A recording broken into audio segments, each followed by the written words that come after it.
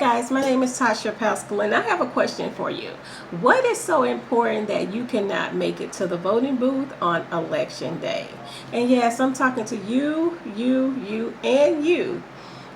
Now, I understand that we're busy, people go to school and they're working, they have families, but I believe it's just un-American not to vote.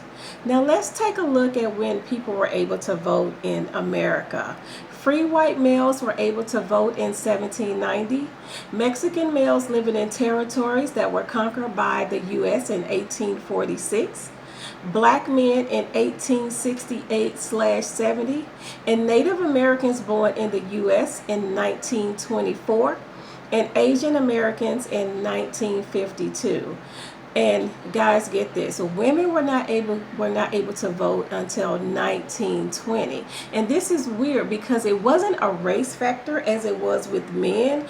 For women, all races of men got to vote at the same time in 1920.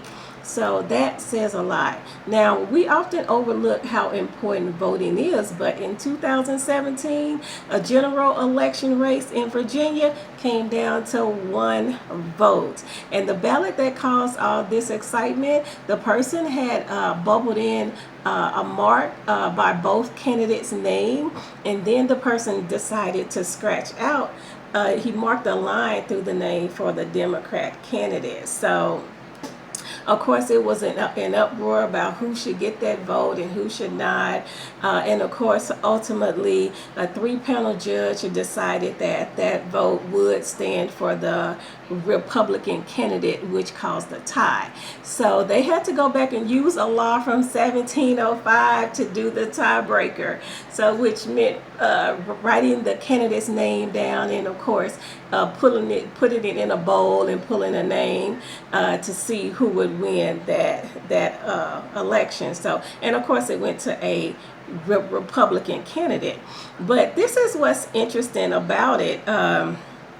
Basically, they had about 5.4 million registered voters, but only 2.6 million voted. So that's only about 47% of the voting population. And I almost guarantee you the main people making the loudest noise were the ones who did not participate in the election. I don't think they have anything to say if you didn't vote. So that's just my 2 cents.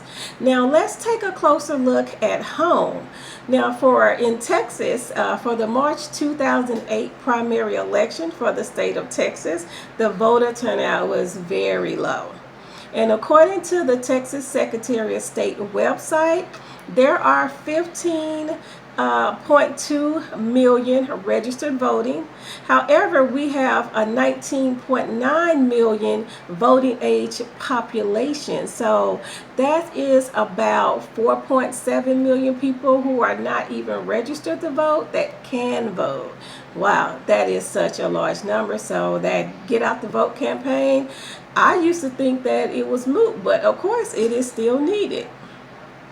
Now, for the sake of time, we're going to only look at the governor's race.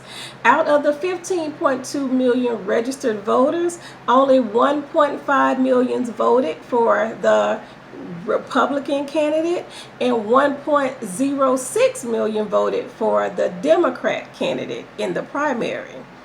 Now, basically, out of 15.2 million registered voters, only 2.6 million voted in the primary in March of this year, 2018. That is about, 17% of registered voters? And it's really weird because people in other countries are still fighting for their rights to vote. According to globalcitizen.org, women in Saudi Arabia got the right to vote in 2015, and of course we know that is not. I don't even think they've had a lot of elections, but hey, they got the right to vote. That's a good thing. But in Turkey and in Belgium, it is legally required to vote, and their voter turnout was 85%.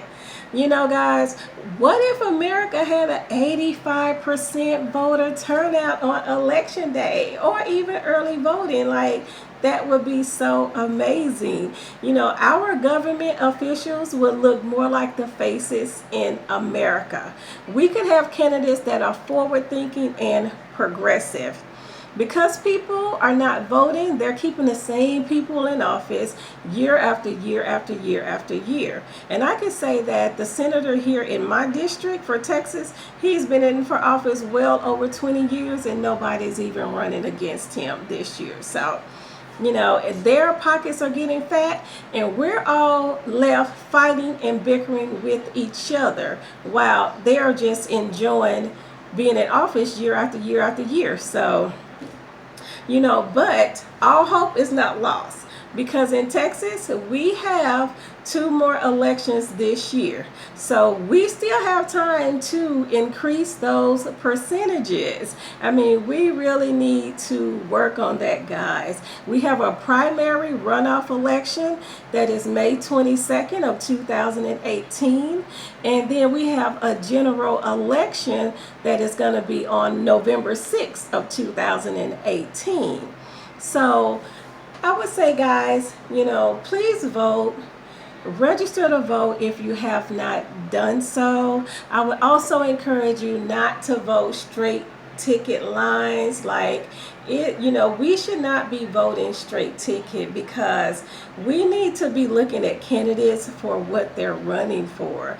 Like, you know, like me, you know, I was a registered Democrat, but because I don't agree with abortion, a lot of people were giving me flack. So I changed my affiliation to independent. Now that is just me. So basically, I'm now looking at candidates. I don't care what party you're in. I am just looking for the people who have the same beliefs as I do.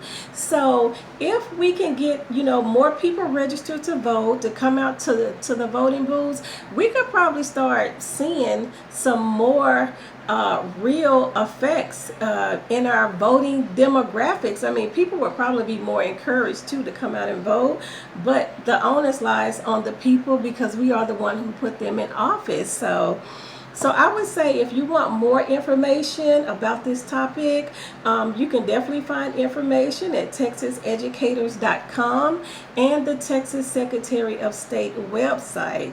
And, you know, I would love to meet you one day at a voting booth, but as the saying goes, beat me there, don't meet me there. All right, guys, have a good day. Bye.